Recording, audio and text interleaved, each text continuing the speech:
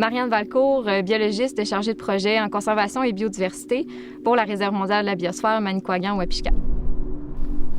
Donc, on peut même inclure les visiteurs et les touristes dans la science. On appelle ça de la science citoyenne. Donc, c'est quand monsieur, madame, tout le monde vient participer à la récolte de données scientifiques. On peut faire ça à l'aide de plusieurs applications. Il y en a plusieurs qui existent. Grâce aux photos récoltées par les visiteurs et les touristes, ça nous permet d'avoir une banque de données encore plus grosse qui va nous servir à détecter rapidement, par exemple, la présence d'espèces exotiques envahissantes qui est assez problématique pour des milieux fragiles comme la réserve de biodiversité Wapishka.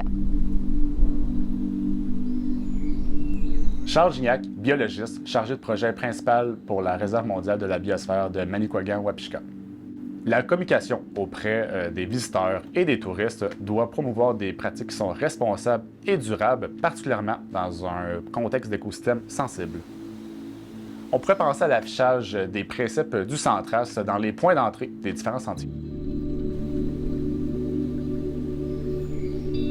Suzanne Charland de Hegadron, de Pessamit Nozabel.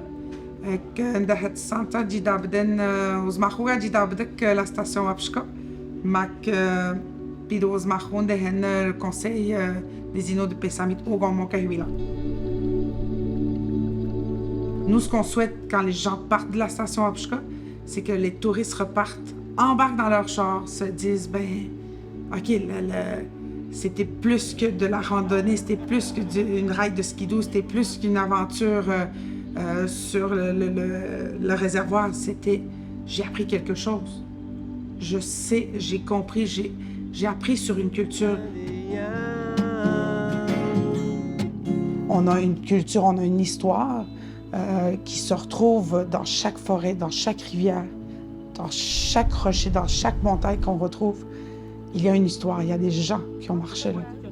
Puis ça, d'avoir des gens de la communauté qui travaillent là, c'est se réapproprier son histoire. Puis, du côté nord, c'est environ... On est très fiers de retrouver la station, de montrer notre histoire, notre culture, de montrer qui on est, puis de dire aux gens qu'on est toujours là. Il y a quelque chose de culturel. Il y a eu un sentiment de respect avec cette forêt-là.